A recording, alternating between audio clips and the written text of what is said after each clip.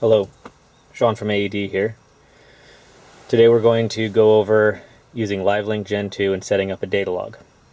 I have in front on the screen the data logging instructions that I give out to customers, and with this we're going to use it as a template and go through. So we have X3s and X4s. Both of them come with the necessary cables from SCT to hook up to the computer. It's worth noting that the X3s are a little slower in logging. The X4s typically have better resolution, so we're going to use an X4 today.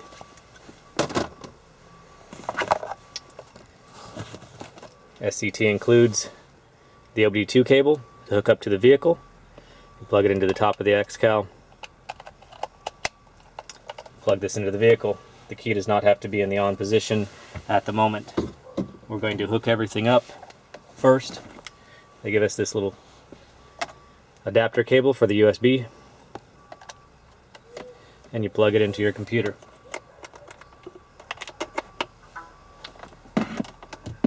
If the drivers are loaded correctly, you should be able to open up Live Link and connect.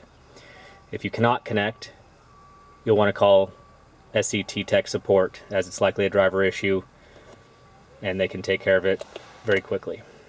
So we'll open up Live Link Gen2. We're going to go through the process of setting this car up for data logging.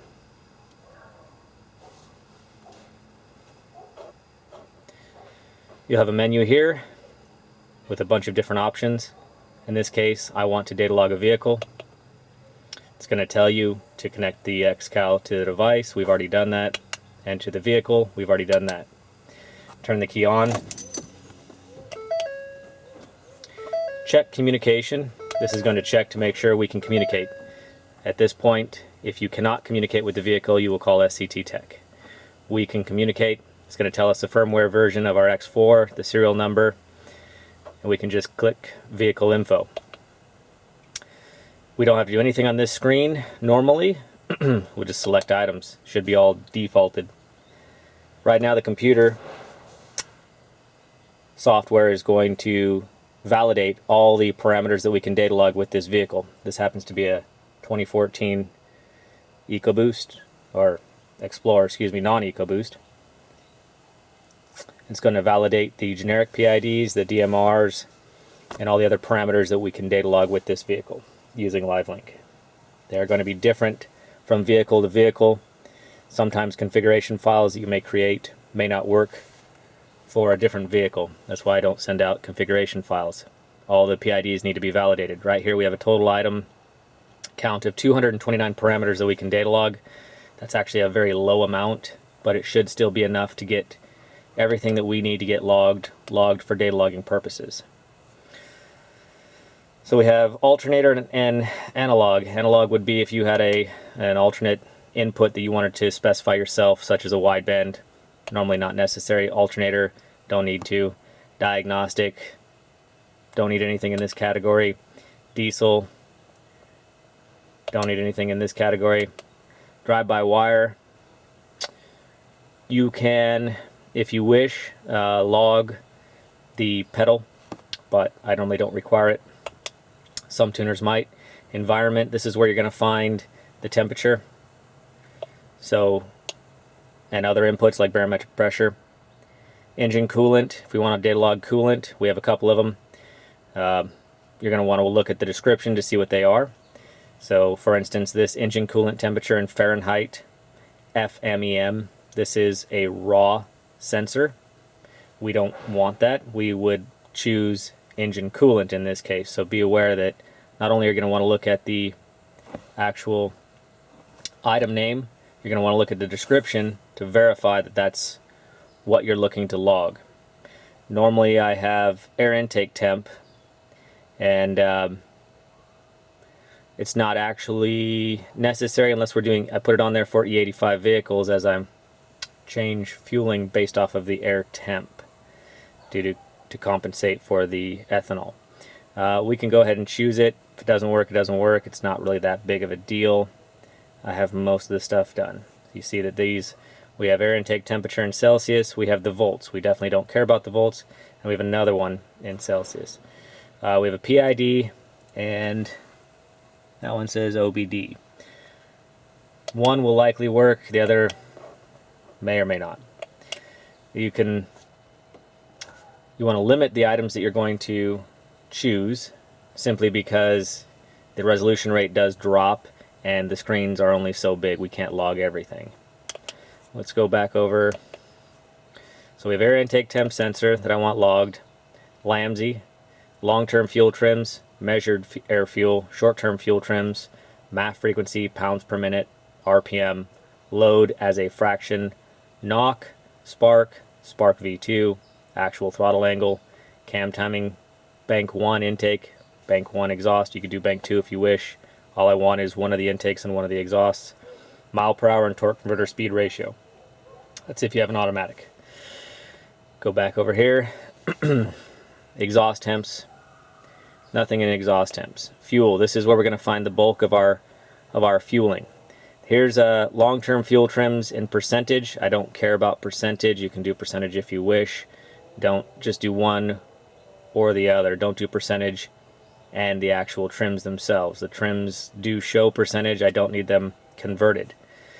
LAMSI, bank 1 and bank 2. This is commanded LAMSI. Long-term fuel trim. We have OBD and PID. I'm going to choose the PIDs. They're generic PIDs. So long-term fuel trim, bank 1, bank 2, PID. Measured air fuel, bank 1, bank 2. Short-term fuel trims, bank 1. Short-term fuel trim, bank 2. You don't need this percent correction. Again, these are all duplicates. I don't need that. I don't want duplicates. It will actually slow down the resolution. So we'll close this. Fuel pump duty cycle, fuel pump percent, not applicable for these vehicles really. These are 4-bar return style. We call them returnless, but there's actually a regulator in the tank. They are not electronically modulated like the older Mustangs, and therefore we do not care about fuel pump duty cycle. Idle, this would be IAC, which is all throttle. Don't need that most of the time. If you're working on some idle issues, sure, you can log it. MAF frequency, this is absolutely mandatory. MAF pounds per minute, this is a good one because it does give accurate, more info. MAF flow rate, this one doesn't log correctly. It's in grams per second. I don't want to convert grams per second to pounds per minute. I prefer pounds per minute. So when you're looking at this MAF flow rate and MAF flow rate pounds per minute, I want the MAF flow rate pounds per minute. Over here it has the units, pounds per minute. Frequency is in hertz. Manifold absolute pressure volts, nope. Miscellaneous, this is going to have RPM, load, and a bunch of other miscellaneous parameters to data log. Engine RPM, here's OBD. That one will work. I normally go for the standard PIDs and skip the OBD. You can do DMRs if you wish. DMRs are a higher resolution. I really don't have a problem with PID data logs with these. DMRs do take up, I believe it's twice the data. So we have RPM here. Load absolute, load percent. Okay. So when you're looking over here on the description or the name, you're gonna see load as a fraction, load absolute, load percent. Load calculated value as a fraction, load absolute value, load calculated value as a fraction. The one that we use for tuning, because the tunes are scaled for it, is going to be load as a fraction, as listed on the doc that I sent out for data logs. So make sure you choose load as a fraction. Let's see if there's anything else in this. Torque source is a good one. If you want to add torque source, that's always good. It's going to tell us the source of where the engine is pulling the torque data from. We have source documents that we can look up based on the number that it gives, and it'll give us a clue of what's going on if there's an issue.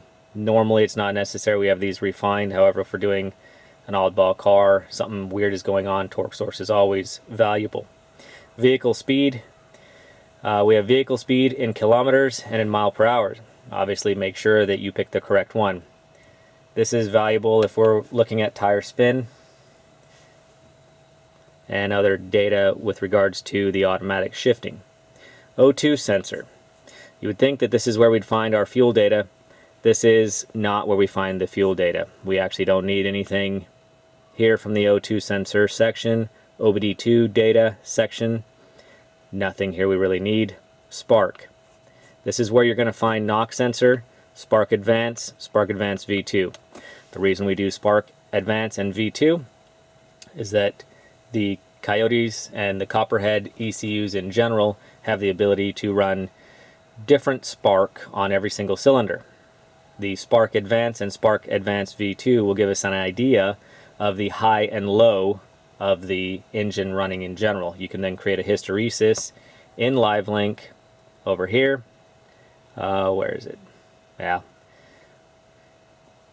And you can actually see the individual cylinders high and low for the spark. There's also going to be, which not in this calibration, individual spark advance per cylinder, but in general it's going to take up a lot of space and a lot of data. Spark Advance and V2 is a good way of generally seeing what's going on in the average calibration. Throttle. This is where we're going to see our ETC. This is the throttle angle that we're looking for. This is how I can see what the throttle is doing. I can't see what your pedal is doing. If you wanted to log the pedal, sometimes I have customers log the pedal if they're not actually going wide open throttle. That would be up in the section up on top. Drive by wire. Okay, throttle position, actual pedal position. What we care about, the bare minimum I want to see is actual throttle angle. Throttle angle actual right here. Okay, so this is actual throttle angle at the throttle. Desired is what the computer's commanding, so actual and desired want to be close. When we're doing in-house tuning, we do both. You can do actual, if you're going to pick one, just do actual. Desired is not necessarily critical unless we're running into some serious wheel torque error, which you cannot log here anyway. A note on throttle angle, 82, 81 is actually considered wide open throttle due to the way that Ford calculates the throttle angle. Every time you turn the key on, the computer cycles the throttle blade. It pulls it back to 0 and then readjusts for idle. Idle is actually set around 7 degrees, 6, 7 degrees, sometimes 8 degrees. The computer recalculates it every time you turn the key on. And then it zeroes out that value. So essentially your throttle blade is setting at 7 or 8 degrees. Normally it's 7, sometimes 6, depends on the throttle body and the vehicle. But let's just say 7 degrees, it recalculates as 0. That means that if you're reading throttle angle on your data log and you're seeing 81 degrees, add 7 degrees to that, it's actually at 88 degrees. You are now in what we call the shadow of the throttle shaft. Between roughly 85 and 95 degrees, you're not going to increase airflow through the throttle body as you are actually in the shadow of the shaft. So the blade is actually not the restriction, it is actually the shaft. So just keep that in mind. We are not looking for 90 degrees. Transmission. Gear commanded. Obviously very good for an automatic. We'll want that. Line pressure and all these other ones are done when we're doing R&D. Since we have most of the R&D done on these vehicles, we don't need much else. Torque converter slip. I do like to see this one. Torque converter slip. Actually, it would be torque converter speed ratio. My mistake. Slip, speed ratio are actually very similar. However, in the tune, it's the speed ratio that we can actually adjust. It's in speed ratio. It is actually slip. We can adjust that. We can't adjust the slip. We can adjust it where it locks up, which would be the speed ratio. Variable camshaft. Intake cam position duty cycle is not what we're looking for. Intake cam position desired is not what we're looking for. We're looking for actual variable valve timing exhaust, variable valve timing intake. Okay, so we are going to choose bank 1. That's really all I need. Notice down here we have 25 selected items, 24 PIDs, 1 OBD. Obviously I selected an OBD. I'm not really concerned about it. We're going to configure the data log. You can pull up this screen. I normally pull this up so that when I activate it I can verify that these values are changing and don't look crazy.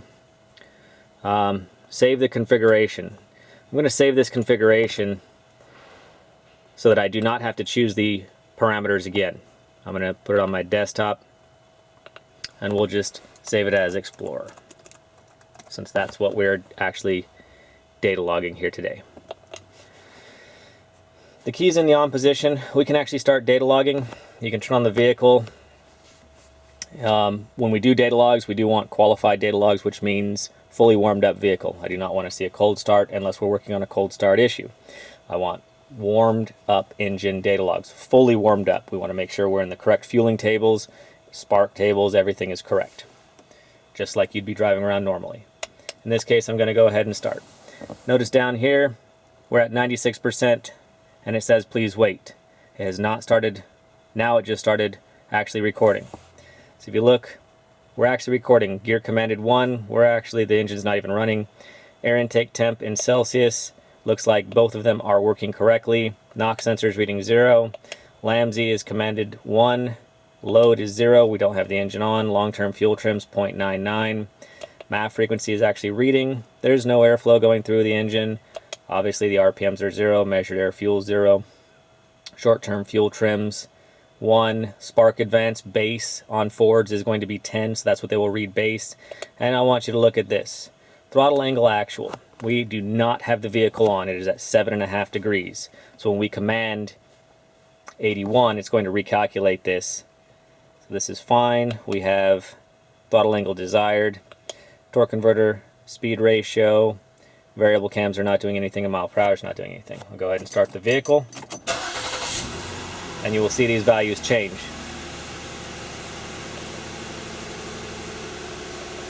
Negative ignition timing.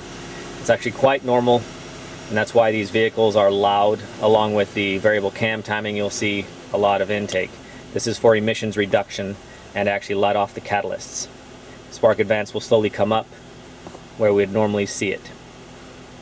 And the cam timing will also settle out, as it already is. This vehicle happens to be not up to temp yet, actually. Measured air fuel is now reading the O2s. They will read 0 until the O2 sensors are warmed up. We've got RPM. It looks like everything is working correctly. So we are actually getting a qualified data log, and we can see all these values. You can go ahead at this point and do the pulls. We'll probably do another video on how to do those pulls. At this point, I can stop the data log. You'll want to press this red button at the top, stop logging. It'll think for a moment. You can then unplug the device, turn off the vehicle, and you're good to go. The next critical thing to do here, you have two different options for saving this data log: save view and save all. Save view will only save what's currently up on the screen, and that would be in this section. So if I was to save view, I'd be saving from 0 seconds of the data log to 16 seconds. I would lose most of my data.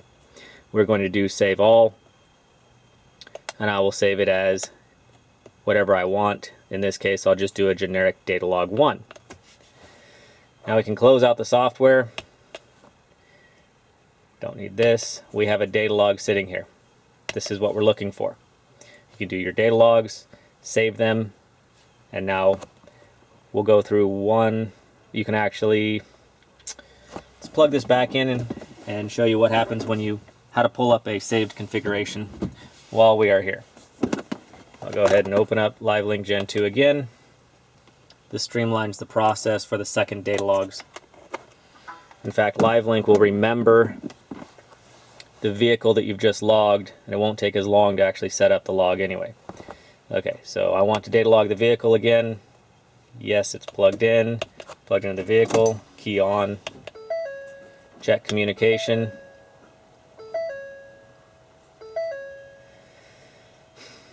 Yep, we got communication, vehicle info, select items. This is where it's going to go fast. It remembers the vehicle.